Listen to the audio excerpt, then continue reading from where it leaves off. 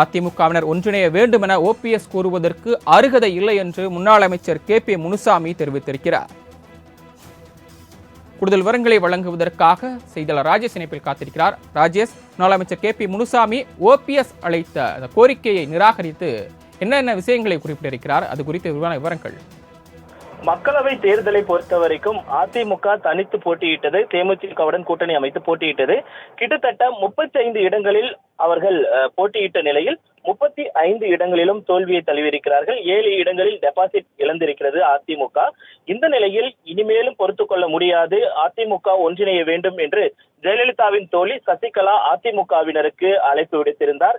இதனைத் தொடர்ந்து முன்னாள் முதலமைச்சர் பன்னீர்செல்வமும் அதிமுகவினருக்கு அழைப்பு விடுக்கும் வகையில் ஒரு அறிக்கை ஒன்றை வெளியிட்டிருந்தார். அந்த அறிக்கையில் ஒற்றை குச்சி ஒடிப்பது சுலபம், கட்டை குச்சியை முறிப்பது கடினம், இனியும் சமாதானம் சொல்லி தோல்விக்கு தொண்டர்களை பழக்குவது பாவ காரியம், அனைவரும் தாய்வழி வந்த தங்கங்கள் எல்லாம் ஓர் வழி நின்று நேர்வழி சென்றால் நாளை நமதே என்று எம்ஜிஆருடைய பாடலை குறிப்பிட்டு அவர் அதிமுகவினருக்கு அழைப்பு விடுத்திருந்தார். இதற்கு அதிமுக தலைமை என்ன செய்ய போகிறது, என்ன சொல்ல போகிறது என அனைவருமே உற்று பார்த்து கொண்டிருந்த நிலையில் கிருஷ்ணகிரியில் பேட்டியளித்த அதிமுகவின் துணை பொதுச் செயலாளராக இருக்கக்கூடிய முன்னாள் அமைச்சர் KP முனுசாமி முற்றிலுமாக ஓபிஎஸ்ஸின் கருத்தை நிராகரித்திருக்கிறார். ஒன்றிணைவதற்கான எந்த ஒரு தேவையும் இல்லை என்று அவர் குறிப்பிட்டிருக்கிறார்.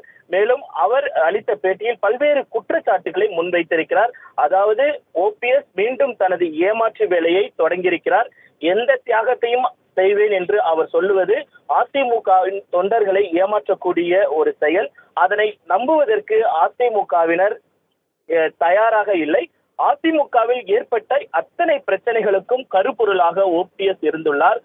பொதுக்குழு நடந்து கொண்டிருக்கும் பொழுதே அதிமுகவின் தலைமை அலுவலகமான எம்ஜிஆர் மாளிகை குண்டர்களை வைத்து தாக்கினார் உள்ளிட்ட பல்வேறு பிரச்சனைகளை அவர் சுட்டிக்காட்டி அதனால் அதிமுகவினரை அழைப்பதற்கு ஓபிஎஸ்க்கு எந்த விதமான தகுதியும் கிடையாது. அதே நேரத்தில் மறைந்த முன்னாள் முதலமைச்சர் ஜெயலலிதா குறித்து பல்வேறு அவதூறான கருத்துக்களை தெரிவித்த அண்ணாமலையுடன் கூட்டு சேர்ந்து கொண்டு இவர் எப்படி அதிமுகவினரை அழைக்கிறார் என்ற கேள்வியெல்லாம் அவர் முன்வைத்திருந்தார். அதே போல பாஜகவுடன் கூட்டு சேர்ந்து ராமநாதபுரத்தில் சுயேட்சை சின்னத்தில், அதுவும் எல்லோரும் அதிமுகவினர் மதிக்கக்கூடிய இரட்டை இலை சின்னத்தை எதிர்த்து போட்டி களம் கண்டவர் ஓபிஎஸ். அதனால் அவருக்கு எந்த ஒரு அருகதையும் கிடையாது அதிமுகவினரை அழைப்பதற்கு என்றெல்லாம் அவர் குறிப்பிட்டிருக்கிறார். ஏற்கனவே அதிமுகவினர் தோல்வியில் தோன்றிருக்கக்கூடிய இந்த நிலையில் அதிமுக ஒன்றிணையுமா அல்லது அதிமுக எடப்பாடி பழனிசாமி தலைமையில் தனித்து இயங்குமா என்றெல்லாம் தொண்டர்கள் நிர்வாகிகளுக்கான அந்த கேள்வி எழுப்பிக் கொண்டிருந்த நிலையில் அவர்களுக்கெல்லாம் அதிமுகவினருக்கு பதிலளிக்கக்கூடிய அந்த வகையில் KP முனுசாமி தனது பேட்டியில் தெரிவித்திருக்கிறார். முற்றிலுமாக ஓபிஎஸ் கருத்தை அவர் நிராகரித்திருக்கிறார். இதனால் அதிமுக ஒன்றிணைந்து செயல்படுமா என்ற கேள்வி எழுந்திருக்கிறது. அதே நேரத்தில் செங்கோட்டையன் வேலுமணி, SP வேலுமணி போன்ற அமைச்சர்கள் எல்லாம் மௌனம் காப்பது இன்னும் அதிக சந்தேகத்தை கிளப்புகிறது. ஏனென்றால் ஓபிஎஸ் தரப்பிலிருந்து அவர்கள் குறிப்பிட்டது அதிமுகவில் இருக்கக்கூடிய முன்னாள் அமைச்சர்கள் செங்கோட்டையன், தங்கமணி, வேலுமணி உள்ளிட்டோரிடம் தாங்கள் தொடர்ச்சியாக பேசி வருவதாகவும் அவர்கள் குறிப்பிட்டிருந்தார்கள். ஆனால் KP முனுசாமியை பொறுத்த வரைக்குமே அவர் பொதுவாகவே ஓபிஎஸ் இடமிருந்து விலகி நிற்கவே, அதிமுக விலகி நிற்குவதற்கான பல்வேறு திட்டங்களை அவர் வகுத்து கொடுத்தவர். அந்த அடிப்படையில் அதிமுக மீண்டும் ஒன்றிணையுமா என்று எதிர்பார்ப்பு ஏற்பட்டிருந்த நிலையில் KP முனுசாமியினுடைய இந்த பேட்டி என்பது அதிமுகவினரிடையே ஒரு குழப்பத்தை ஏற்படுத்தியிருக்கிறது.